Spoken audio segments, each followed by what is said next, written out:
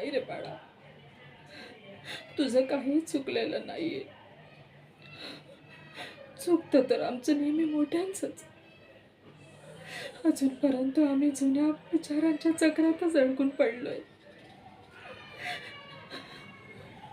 अजूनपर्यंत आम्ही बाहेर निघालो नाही. आमचे विचार तसेच आहेत. पण आता पण आता आम्हाला बदलायला हवं. तू घे तुझा निर्णय. कर तुला तुला जे मनासारखं करायचंय, जे हवंय ते कर. आता तुला तुझी आई ही कधीच थांबवणार नाही. ही आई आता तुझ्या पाठीशी आहे शारदा. घे तुझा निर्णय. घे बाळा. मी नेहमी तुझ्या पाठीशी खंबीरपणे उभी राहील.